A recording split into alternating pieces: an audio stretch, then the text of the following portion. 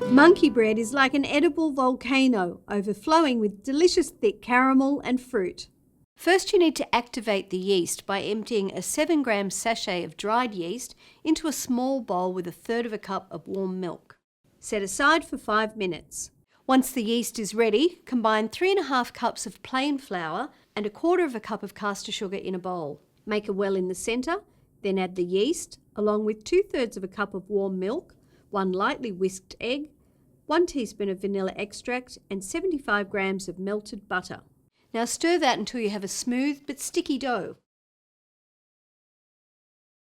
Now knead on a lightly floured surface for about 5 minutes. Place into a large greased bowl, cover with plastic and leave in a warm place for an hour until the dough has doubled in size.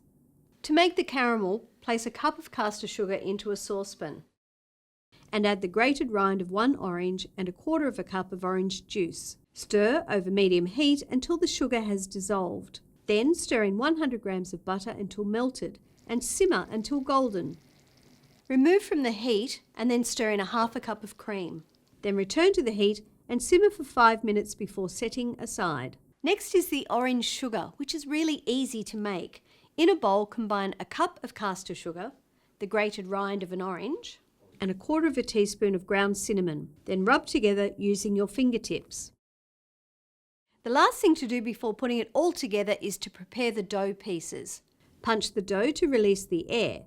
Then divide it into about 36 golf ball size pieces and roll each piece between your palms until nice and smooth. To make the monkey bread, pour 1/3 of the caramel into the base of a greased 12-cup bundt tin and sprinkle over 1/3 cup of craisins. Dip each dough ball into melted butter, then coat with the orange sugar.